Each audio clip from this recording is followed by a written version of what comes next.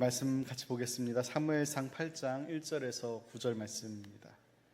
사무엘상 8장 1절에서 9절 말씀 다 같이 한 목소리로 함께 읽겠습니다. 사무엘이 늙음에 그의 아들들을 이스라엘 사사로 삼으니 장자의 이름은 요엘이요 차자의 이름은 아비야라. 그들이 브엘세바에서 사사가 되니라. 그의 아들들이 자기 아버지의 행위를 따르지 아니하고 이익을 따라 뇌물을 받고 판결을 굽게 하니라. 이스라엘 모든 장로가 모여 라마에 있는 사무엘에게 나아가서 그에게 이르되 보소서 당신은 늙고 당신의 아들들은 당신의 행위를 따르지 아니하니 모든 나라와 같이 우리에게 왕을 세워 우리를 다스리게 하소서 한지라. 우리에게 왕을 주어 우리를 다스리게 하라 했을 때에 사무엘이 그것을 기뻐하지 아니하여 여호와께 기도하며 여호와께서 사무엘에게 이르시되 백성이 내게 한 말을 들으라. 이는 그들이 너를 버림이 아니요 나를 버려 자기들의 왕이 되지 못하게 함이니라. 내가 그들을 애굽에서 인도하여 낸 날부터 오늘까지 그들이 모든 행사로 나를 버리고 다른 신들을 섬길지 내게도 그리하는도다. 그러므로 그들의 말을 듣되 너는 그들에게 엄히 경고하고 그들을 다스릴 왕의 제도를 가르치라. 아멘. 할렐루야. 옆 사람과 인사하겠습니다. 사랑하고 축복합니다.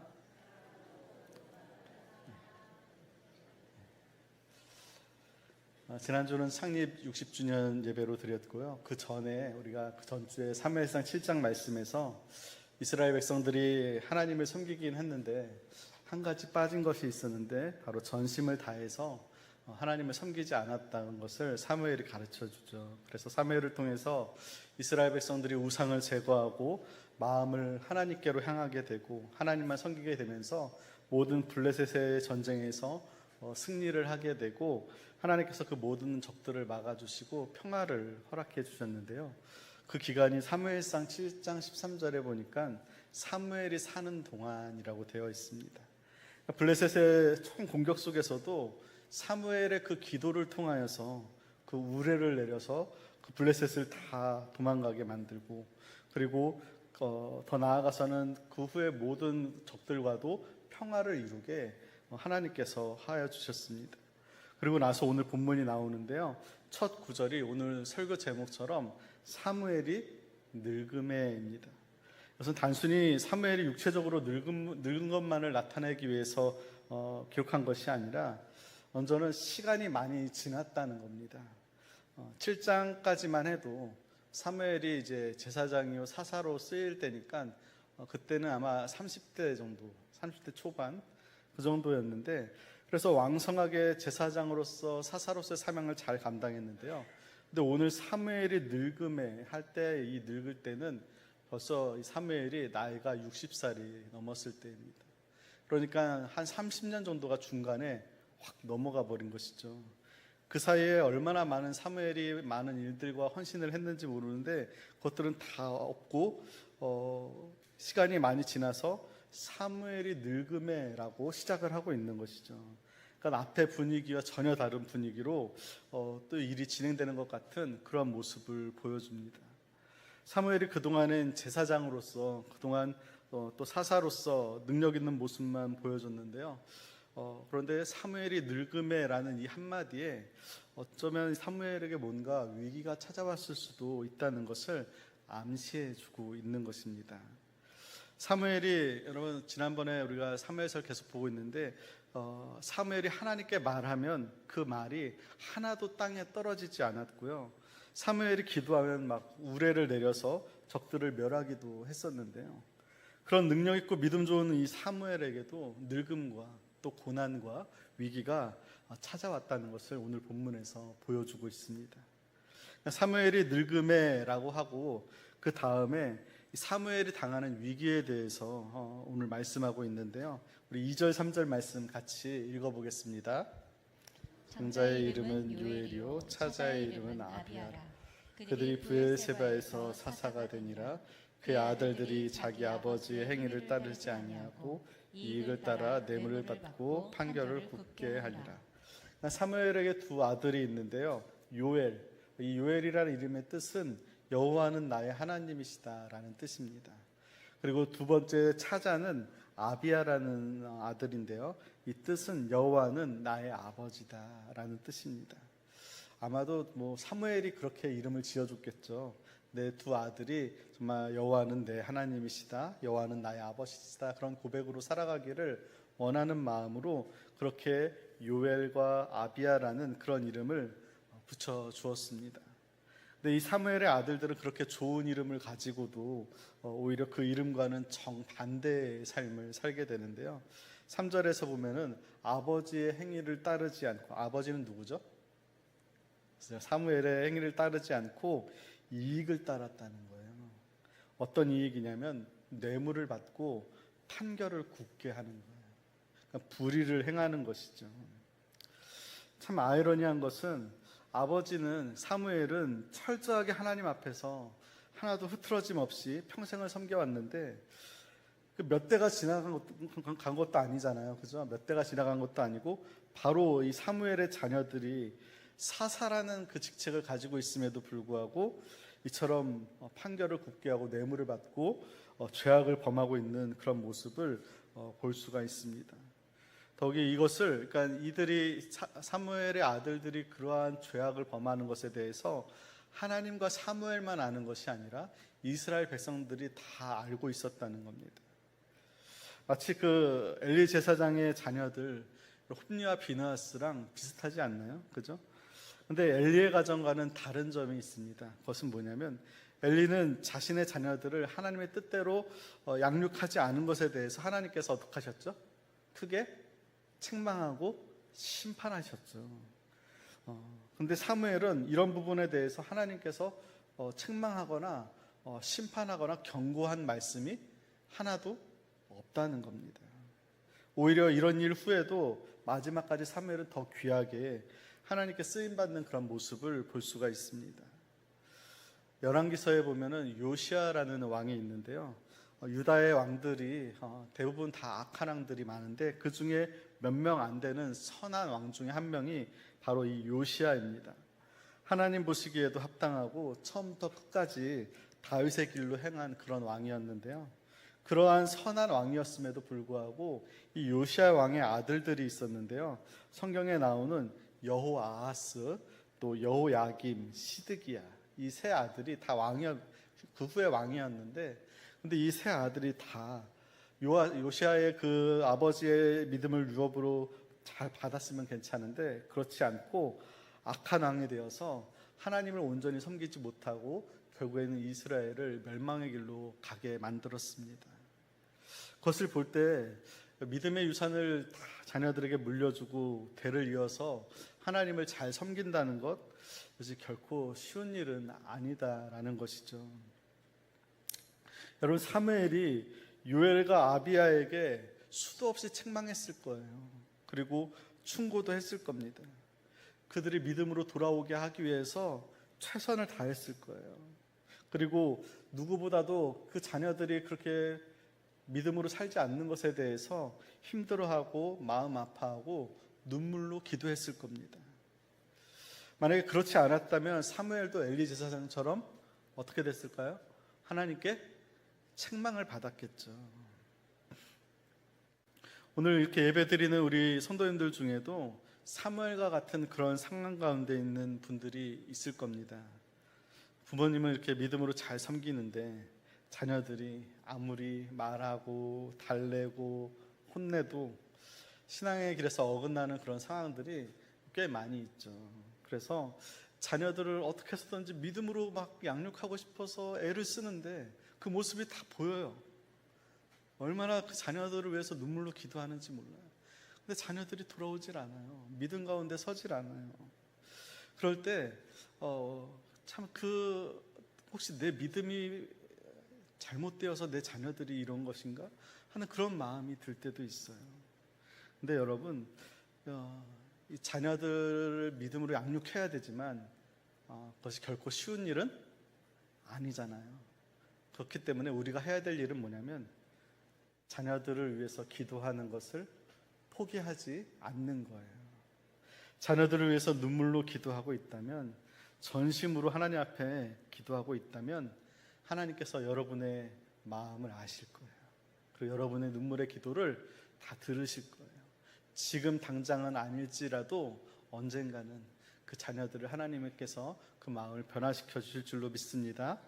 그렇기 때문에 저와 여러분이 해야 될 일은 우리 자녀들을 위해서 포기하지 않고 기도하는 것입니다. 사무엘은 자녀들의 그런 모습으로 인해서 기도는 하지만 그 마음은 항상 한편으로는 참 힘들고 어려웠습니다. 그런데 그때 이스라엘의 장로들이 찾아오는 거예요. 그리고 다짜고짜 사무엘에게 뭐라고 말하냐면 5절 말씀 우리 한번 같이 읽어보겠습니다. 그에게 이르되 보소서, 당신은 늙고 당신의 아들들은 당신의 행위를 따르지 아니하니 모든 나라와 같이 우리에게 왕을 세워 우리를 다스리게 하소서 한지라. 그러니까 지금 이 이스라엘의 장로들이 사무엘의 약점을 잘 알고 그걸로 지금 공격을 해오는 겁니다. 당신은 이제 늙었다. 이 말은 더 이상 당신은 이 나라를 다스릴 힘이 없다, 그렇게 말하는 겁니다. 그리고 당신의 아들들은 당신의 행위를 따르지 않는다는 것이죠. 그것은 당신의 아들들에게도 이 나라를 맡길 수 없다. 한마디로 말하면 당신은 이제 끝났다. 사무엘에게 지금 공격하는 거예요. 그리고 당신 말고 우리가 원하는 왕을 세워달라, 그렇게 요구하고 있는 것이죠. 당신은 힘도 없고 당신은 자녀 교육도 제대로 하지 못하고 그렇게 살아가고 있으니, 그러니 당신 말고 왕을 세워달라라고 하는 겁니다. 그러니까 사무엘의 그 허물을 이용해서 이 이스라엘 장로들의 자신들의 뜻을 관철시키려고 하는 것이죠. 그러니까 여기서 중요한 것은 상대방의 그 허물을 찾아서 그 약점을 가지고 공격하는 것은 하나님께서 기뻐하시지 않는다는 거예요. 우리 잠언 17장 9절 말씀 같이 읽어보겠습니다. 허물을 덮어주는 자는 사랑을 구하는 자요, 것을 거듭 말하는 자는 친한 것을 이간하는 자니라. 잠언 19장 11절 말씀 같이 읽어보겠습니다. 노하기를 더디하는 것이 사람의 슬기요, 허물을 용서하는 것이 자기의 영광이니라.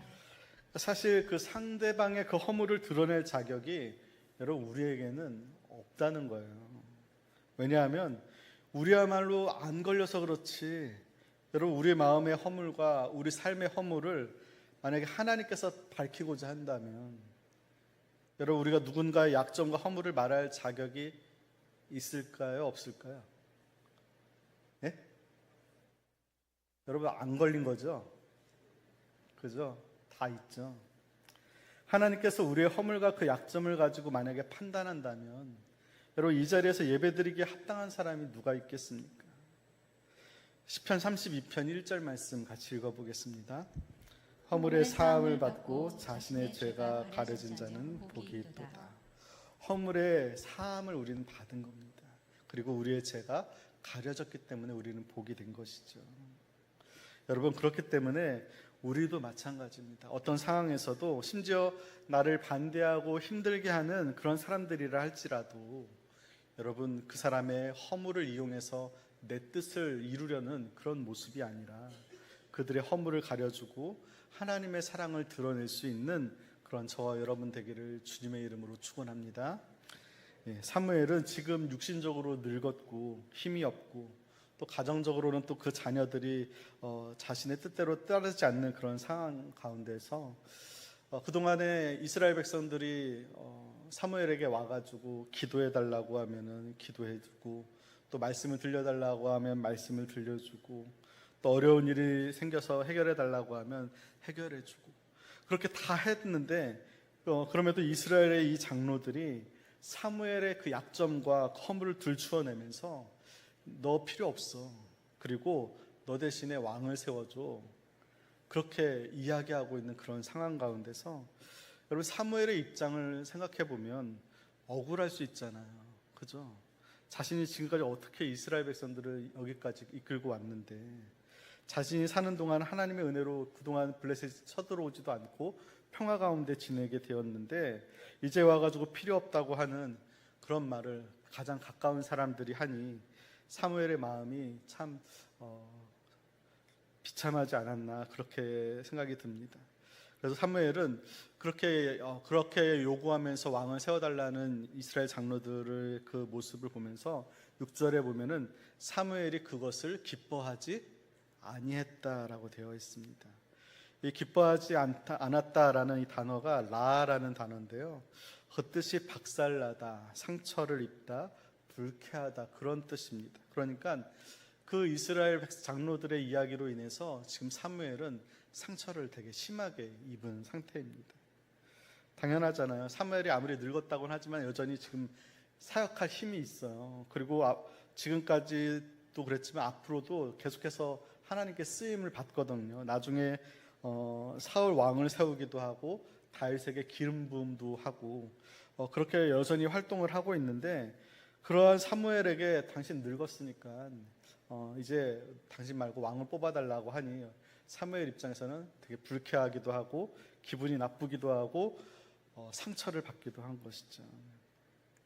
자신이 늙은 것만 언급했으면 그래도 좀 괜찮았을 텐데 자신의 약점이었던 자녀들 문제까지 들먹이면서 공격하니까 아무래도 많이 상처를 받았을 겁니다. 사무엘이 급박하고 또 억울하고 힘든 그 위기 가운데서 이러한 상황들을 어떻게 해결해 나가는가.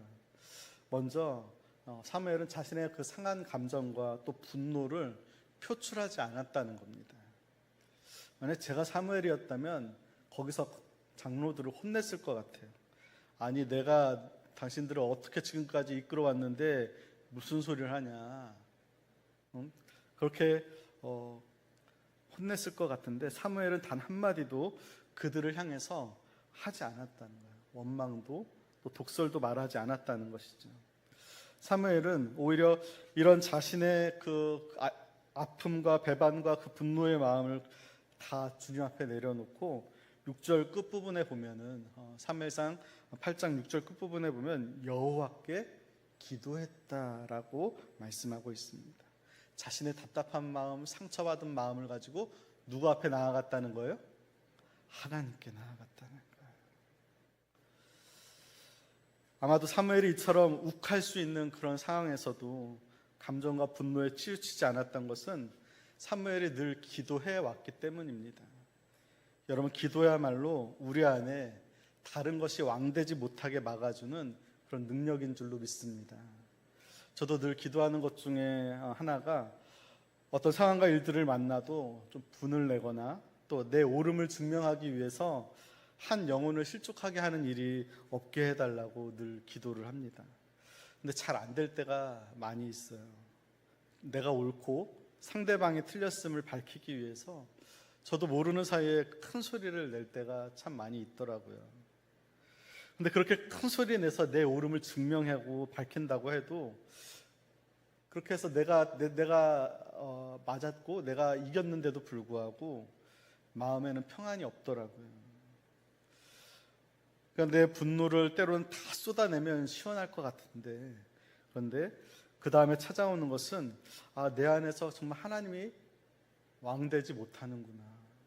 여전히 내가 내 안에 왕이구나. 그러한 죄책감이 들 때가 많이 있습니다.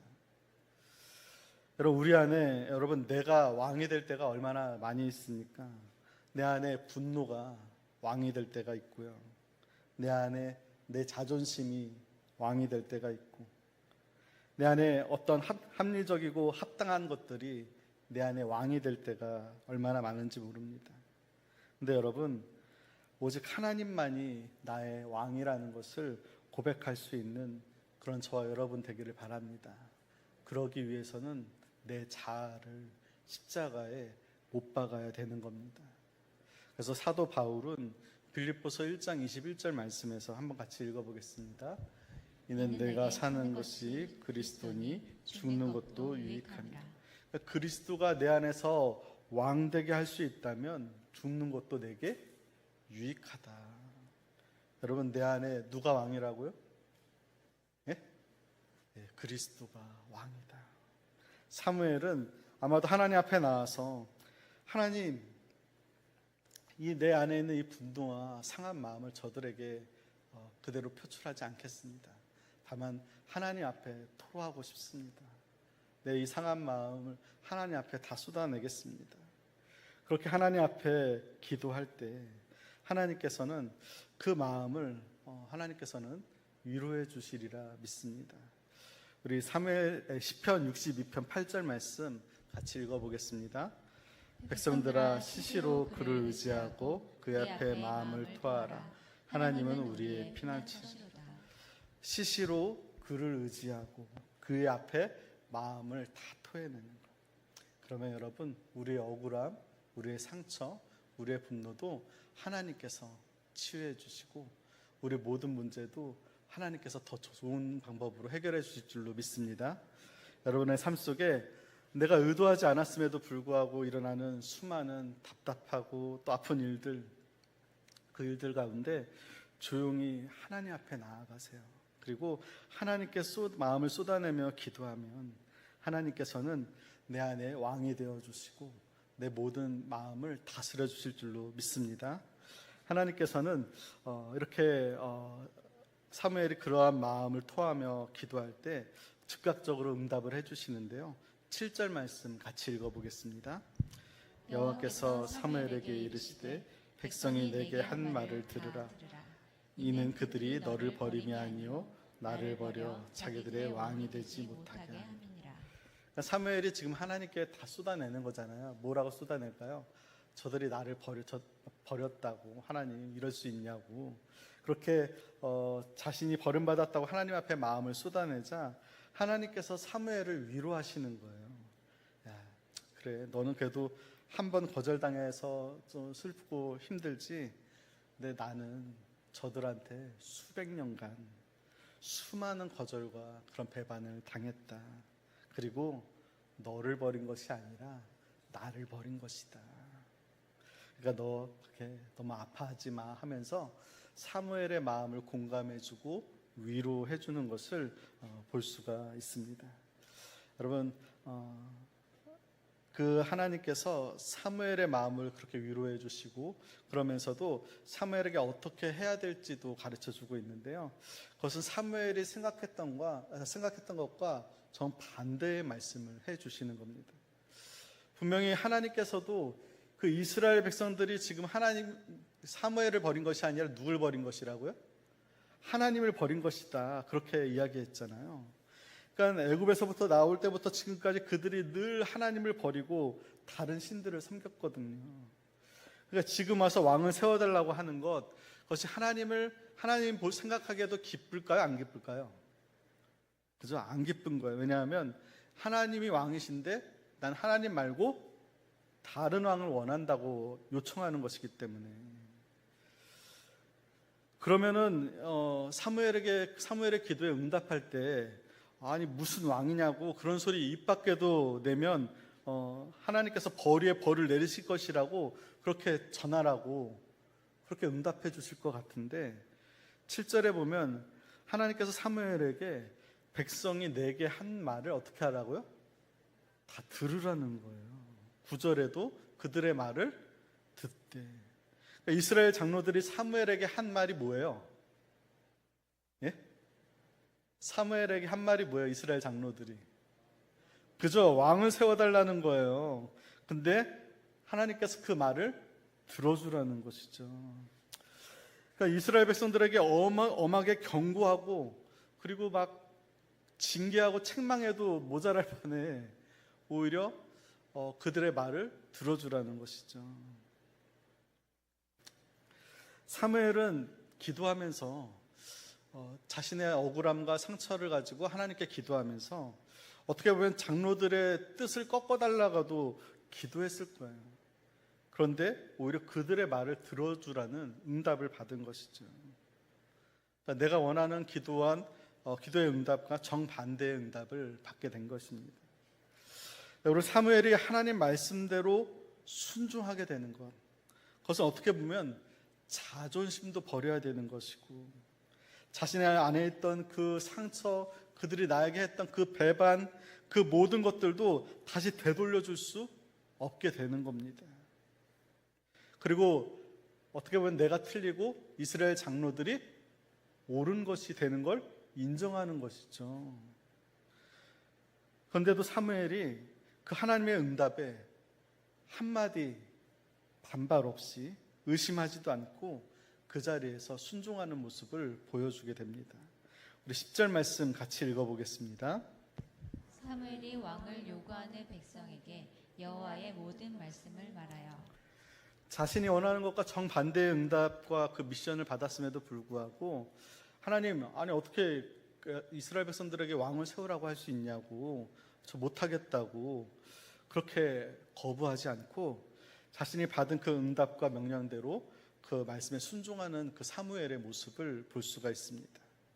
여러분, 사무엘이 그렇게 순종할 수 있었던 것은 사무엘 안에 왕이 누구라고요? 내 자신이 아니라 하나님이라고요. 내 생각에는 오히려 그들을 혼내는 것이 맞다고 생각하고 그것이 더 좋다고 생각했는데 그들에게 왕을 세우게 하라고 하는 하나님의 그 말씀, 내 생각과는 다르지만 하나님의 뜻과 하나님의 생각이 내 뜻보다 훨씬 더 크고 깊고 위대하다는 것을 알기 때문에 그 말씀에 순종하게 된 것이죠. 여러분, 이사야서 55장 8절 9절 말씀 같이 읽어보겠습니다.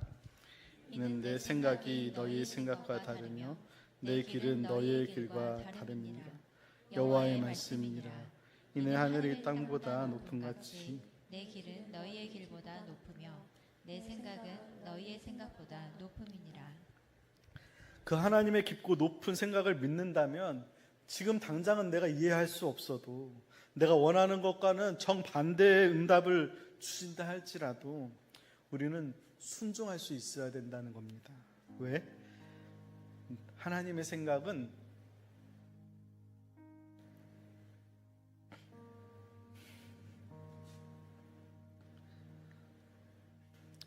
내 생각과 다르기 때문에 그렇습니다.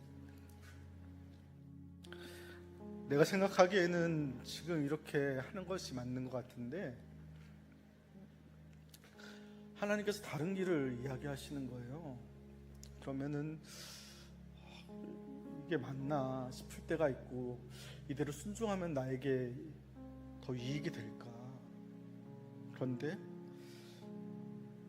하나님의 생각은 내 생각보다 높고 하나님의 생각은 내 생각보다 깊기 때문에 하나님께서 날 더 좋은 길로 인도하기 위해서 그렇게 말씀하시는 것이라는 걸 믿고 순종할 때 하나님께서는 우리를 가장 복된 길로 인도해 주실 줄로 믿습니다.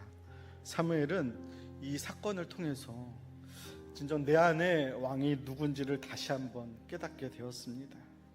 나중에 그래서 사울 왕에게 했던 말이 뭐냐면 우리 사무엘상 15장 22절 말씀 같이 읽어보겠습니다.